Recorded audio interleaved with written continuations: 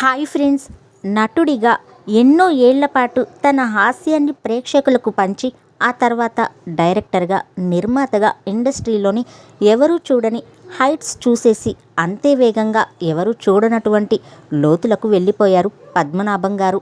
పద్మనాభం గారి స్టైల్ చాలామందికి విభిన్నంగా ఉంటుంది.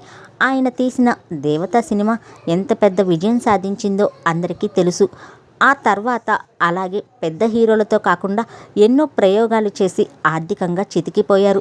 చేతిలో డబ్బు ఉంటే సినిమా తీసేవాళ్ళు చాలామంది ఉంటారు.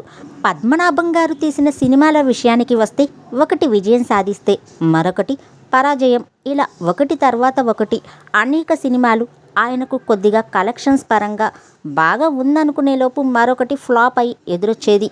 అందుకే ఆయన చివరి వరకు ఏమీ సంపాదించలేదు, ఉన్నది పోగొట్టుకున్నారు. చివరికి ₹1 డబ్బులు కూడా చేతుల్లో లేకుండా ఆయన కన్ను మూశారు. అయితే ఆయన సినిమా కోసం ఏదైనా చేసేవారు.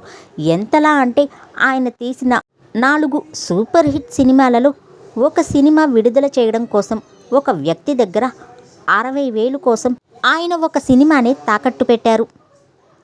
6 నెలల్లో డబ్బులు కట్టి అవి విడిపించుకుంటాను, లేదంటే వాటి రైట్స్ అమ్మేసుకుని పైన వచ్చిన డబ్బు తనకు ఇవ్వాలని చెప్పారట.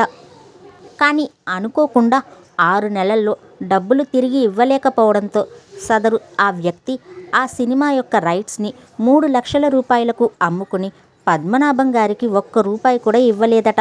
కేవలం 60,000 డబ్బు కోసం 3 లక్షల రూపాయలు ఆ వ్యక్తి సంపాదించుకోగా నెగటివ్ రైట్స్ తిరిగి ఇవ్వడానికి ఒప్పుకోలేదు. చాలా ఏళ్ల పాటు అది కోర్టులో కేసు జరిగింది. చివరికి డబ్బు ఇచ్చిన వ్యక్తి కూడా చనిపోయిన తర్వాత అతని కుటుంబ సభ్యులు ₹1,00,000 తీసుకుని వాటికి సంబంధించిన రైట్స్ని పద్మనాభం గారికి ఇచ్చారట.